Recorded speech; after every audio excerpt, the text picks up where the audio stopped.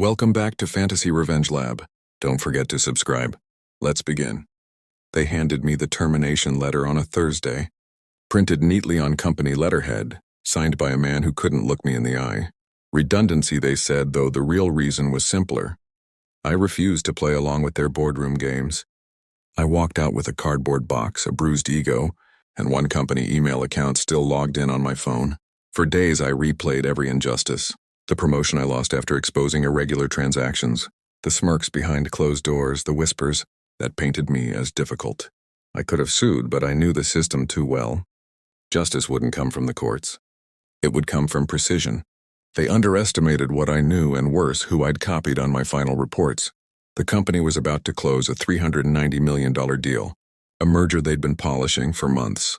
I'd worked as the compliance analyst, the one who read what others skimmed. I knew the contract's weak points, an indemnity clause that didn't align with disclosed assets, a missing annex that redefined liability, and a buried side letter that contradicted the main agreement. They thought firing me removed the problem. It only removed their shield.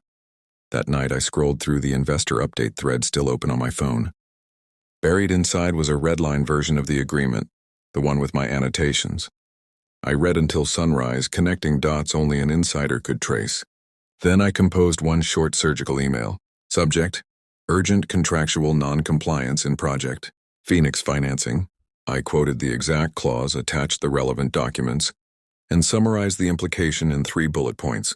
Failure to disclose X nullifies liability coverage. Misrepresentation breaches section 9.2 and financing contingent on verified disclosures. No emotion, no threats, just facts. Then I addressed it to the lead investor's compliance team, the deal counsel, and the bank's senior partner, and pressed send. By noon, panic had spread. The investor froze the transaction pending investigation. The law firm demanded explanations.